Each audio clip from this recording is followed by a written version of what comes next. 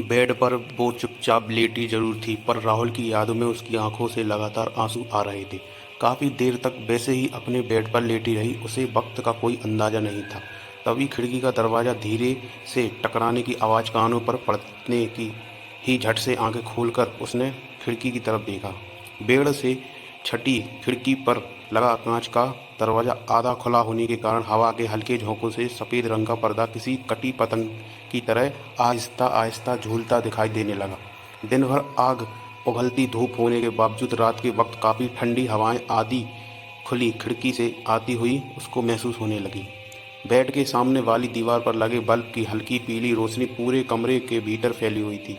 Bed पर लेटे ही सोनाली हवा से झूलने वाले उस पर्दे की हरकत देखने लगी। मन कर रहा था हाथ आगे बढ़ाकर उस पर्दे को छू ले।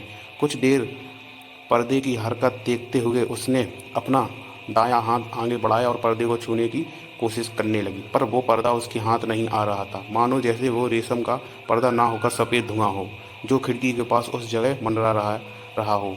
वो थोड़ी हैरान हो गई, धीरे धीरे अपना हाथ आगे बढ़ाने लगी। तभी झटके से उसके कमरे की लाइट चली गई। ये लाइट को क्या हुआ? खुद से ही बात करते हुए उसने खिड़की से बाहर नजर डाली। पूरा इलाका जैसे अंधेरे में डूब नजर आ रहा था। पूरे इलाके में किसी घर के अंदर तो क्या, बल्कि रास्ते पर बिजली के खंभों पर भी लाइट नजर नहीं आ रही थी। शायद कहीं पर शॉर्ट सर्किट हुआ होगा, इसलिए पूरे इलाके की बिजली गई। खुद से बात करते हुए उसने अपने कमरे में नजर घुमाई। पूरा कमरा और जैसे अंधेरे में डूब गया था, पर आसमान में चमकते चांद की खिड़की से आने वाली सफ़ेद रोशनी बेड पर लेटी सोनाली पर ही पड़ी थी। लेकिन उस रोशनी में जैसे एक अजीब सी चुभन उसे महसूस होने लगी। बेड के सामने कुछ ही कदमों पर लकड़ी का टेबल था, जिस पर हमेशा मोमबत्ती, माचिस की डिब्बियाँ और अलार्म की घड़ी रखी हुई थी। मोमबत्ती जलाने के लिए वो बेड से उठने ही वाली थी कि एकदम से हैरान रह गई। उसने अपने चारों ओर नज़र घुमाई, लगा जैसे वह कमरे में नहीं बल्कि किसी अनजान जगह है। एक अजीब सी बदबू अचानक से उसके नाक के अंदर गई, जिससे दो तीन बार खांसते हुए अपने हाथों से मुंह को ढक लिया। ये क्या हो रहा है और ये जगह कौन सी है? खुद से यही बात करते हुए वो हैरान होकर अपने चारों ओर देखने लगी। अब तो खिड़की से आने वाली रोशनी भी नजर नहीं आ रही है थी। उससे ज़्यादा हैरान की बात ये थी कि उस कमरे में कहीं पर भी खिड़की नहीं थी। मानो किसी बड़े से काले अजगर की तरह लगने वाले उस काले घने अंधेरे ने सब कुछ निकल लिया हो। गहरा अंधेरा होने के कारण उसे कुछ भी साफ नजर नहीं आ रहा था। अपने पैरों से ही जमीन टटोलते हुए एक एक कदम संभाल कर रखने लगी। तभी उसका अगला पैर किसी चीज पर पड़ गया। अपने पैर के नीचे पड़ी वो चीज हाथों से टटोलते हुए उठाई, हाथ में लेकर देखा तो वो टॉर्च थी। उसने जैसे ही टॉर्च ऑन की, टॉर्च से निकलने वाली सफ़ेद रोशनी की लकीर कमरे में इधर उधर घूमने लगी। बड़ी अजीब सी जगह थी। एक कमरा, एक बिल्कुल खाली कमरा। उस कमरे में ना ही उसका बेड था, ना ही उसका लकड़ी का टेबल, ना किताबों की अलमारी, ना दीवार पर लगे पोस्टर। सिर्फ एक अजीब सा बदबूदार खाली कमरा। वो हैरान से एक कदम चलते हुए कमरे के भीतर टॉर्च की रोशनी में नजरें घुमाने लगी। तभी एक कोने में कुछ दिखाई दिया। टॉर्च की रोशनी में उसने गौर से देखा, हुआ जमीन पर पड़ी चीज डिजिटल कैमरा था। उस कैमरे को देखकर उसकी आंखें खुली की खुली रह गईं, क्योंकि वह डिजिटल कैमरा राहुल का था, जो उसके साथ ही गायब हो गया था। कैमरा उठाने के लिए वह धीरे से नीचे झुकी। डरते हुए उसने वह कैमरा हाथ में लिया ही कि अभी किसी ने उसका हाथ झट से पकड़ा और अगले ही पल उसकी आंखें खुल गईं। सोनाली इतनी डर गई थी कि वो एकदम से बेड पर उठकर बैठ गई। डर के कारण उसके दिल की धड़कन काफ़ी तेज हो गई थी। कितना अजीब डरावना सपना था। खुद से बात करते हुए उसने अपना सर पकड़ा। शायद राहुल के बारे में ज़्यादा सोचने की वजह से उसे ऐसे अजीब अजीब सपने आ रहे थे। लंबी सांस लेते हुए उसने खिड़की की तरफ देखा और सन्न रह गई। डर के मारे उसकी आवाज़ ही दब गई। वह डिजिटल कैमरा खिड़की में उसके बिल्कुल पास रखा था।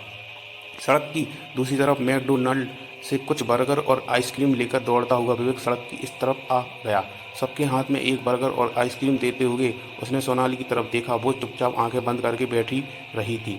उसने कुछ भी खाने के लिए पहले ही मना किया था। बर्गर का एक बड़ा सा निवाला खाते हुए अतुल ने सोनाली से पूछा, पर वो डिजिटल कैमरा कहाँ है? पता नहीं, रात को मैंने खिड़की के पास देखा, फिर उठाकर टेबल पर रखा दिया। सोचा वो सुबह होते ही तुम लोगों को दिखाने ले आऊँगी, पर सुबह देखा तो कैमरा वहाँ पर नहीं था। पूरे कमरे में ढूंढा, घर में सभी से पूछा।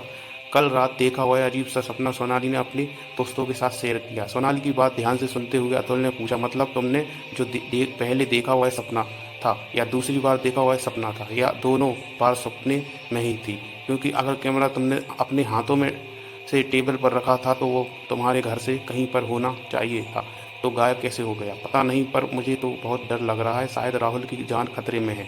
सोनाली को रोना आ रहा था। पीछे की सीट पर सचिन के कंधे पर सर रखकर बैठी हुई है राधिका ने आइसक्रीम खाते हुए सबसे पूछा। राहुल के बारे में पूछने के लिए उस इंस्पेक्टर ने किसी को कॉल किया था क्या? उसकी बात सुनकर सभी ने ना में गर्दन हिलाई। आगे की सीट पर आंखें बंद कर बैठी सोनाली नाराज होकर बोली, यार सच कहूँ तो मुझे उस पुलिस वाले पर बिल्कुल भी भरोसा नहीं है। मुझे नहीं लगता वो राहुल को ढूंढने की कोशिश भी करेगा। सोनाली की उदासी भरी आवाज़ सुनकर सचिन ने कहा, क्यों ना हम खुद राहुल को ढूंढने की कोशिश करें? सचिन की बात सुनकर राधिका ने थोड़े गुस्से से उसकी तरफ देखा और गर्दन के इशारे से ही उसे ऐसा करने से मना किया। राधिका और सचिन एक दूसरे से प्यार करते थे। राधिका ये बिल्कुल भी नहीं चाहती थी कि सचिन के साथ कोई भी बुरा हादसा हो, और उसका यह डर वाजिब था। तुम्हारा दिमाग तो ठिकाने है ना? विवेक भी सचिन की बात सुनकर थोड़ा गुस्सा होगा, पर सोनाली को उसका आइडिया पसंद आया। झट से अपनी आंखें खोली और पीछे मुड़कर देखते हुए सचिन से पूछा, पर वो कैसे? सोनाली उसके साथ, तू भी पागल हो गई क्या? विवेक सोनाली पर चिल्लाया। हम सब रात उस जगह जाएंगे और राहुल की तलाश करेंगे। सचिन की बात सुनकर राधिका ने गुस्से से आग बबूला होते हुए जोर से सचिन का हाथ दबाया ताकि वो भूत हमें भी गायब कर दे। बड़ा ही बेतुका आइडिया है। विवेक दोबारा गुस्सा हुआ। विवेक की बात सुनकर राधिका ने कहा, मुझे लगता है कि विवेक ठीक है कह रहा है, हमें उसकी बात मान लेनी चाहिए। चाहे तो हम दोबारा से पुलिस स्टेशन में जाकर उस इंस्पेक्टर से विनती करते हैं, क्योंकि ये पुलिस का काम है। राधिका की बात सुनकर सचिन ने उसे समझाया, राधिका राहुल पुलिस का दोस्त नहीं था, बल्कि हमारा दोस्त था। पुलिस को उसकी कोई फिक्र नहीं है। अगर हम दोबारा पुलिस स्टेशन गए तो उस पुलिस वालों को ये याद भी नहीं होगा कि हम पिछली बार किस लिए आए थे। सचिन की बात सुनकर राधिका एकदम से चुप हो गई। उसके पास बोलने के लिए कुछ भी नहीं था।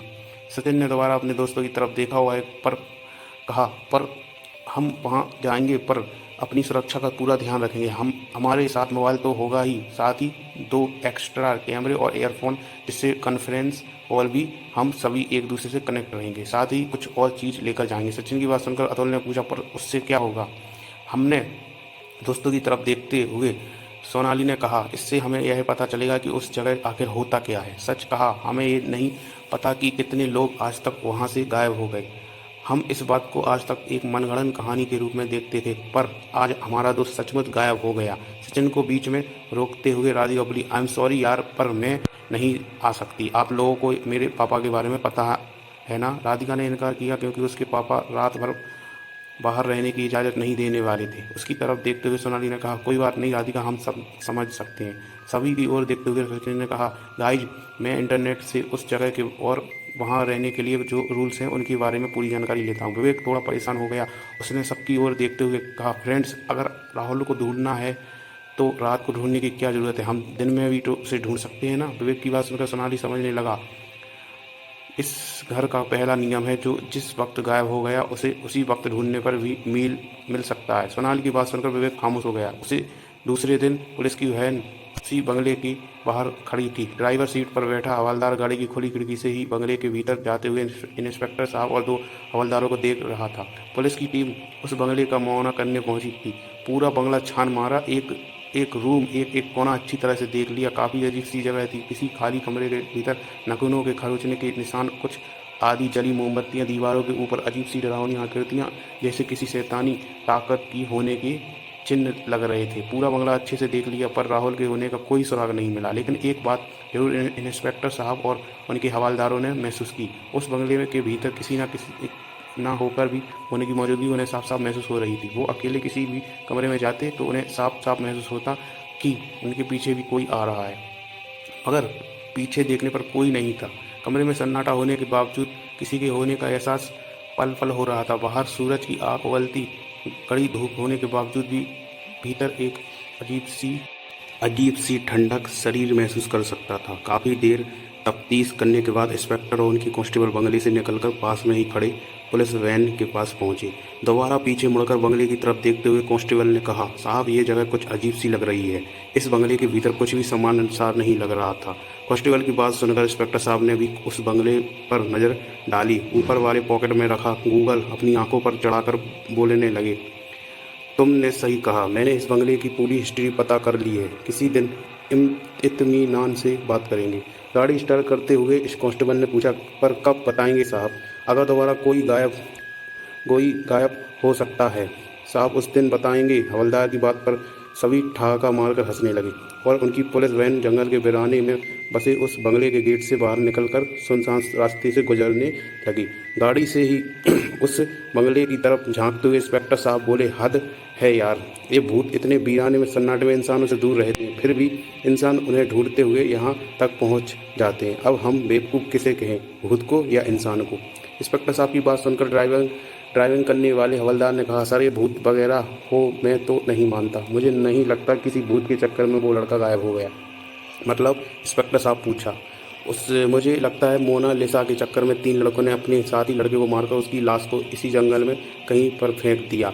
हवलदार की बात सुनकर इंस्पेक्टर साहब थोड़े हैरान हो गए। उन्होंने दोबारा हवलदार से पूछा, ये भी हो सकता है, वैसे ये मोनालिसा कौन है और इसका इस केस के साथ क्या कनेक्शन? इंस्पेक्टर साहब की तरफ देखते हुए धीमी आवाज़ में हवलदार ने मुस्कुराते हुए कहा, साहब वही सबसे खूबसूरत लड़की, सुनहरे रेशमी बाल, चांदी की तरह बेदाग गोरा रंग, वही जो काली जिसमें जींस और जमुनी रंग का शर्ट पहनकर आपके सामने वाली कुर्सी पर बैठी थी, जो अपना सर पकड़कर फूट फूट कर रो रही थी, वही जो अपने दोनों हाथ आपके सामने जोड़कर अपने दोस्त को ढूंढने के लिए विनती कर रही थी। ड्राइवर की बात सुनकर इंस्पेक्टर साहब को सब कुछ याद आ गया। अरे हवलदार जी, उसका नाम मोनालिसा नहीं, सोनालिसा, मेरा मतलब सोनाली है। सब बातें करने में मशगूल थे और उनकी गाड़ी धीरे धीरे जंगल के डरावने माहौल से बाहर निकलने लगी। इधर सब दोस्तों ने तैयारी पूरी कर ली थी, जिसे जो जिम्मेदारी दी गई थी वह उसे पूरा करने में जुटा था।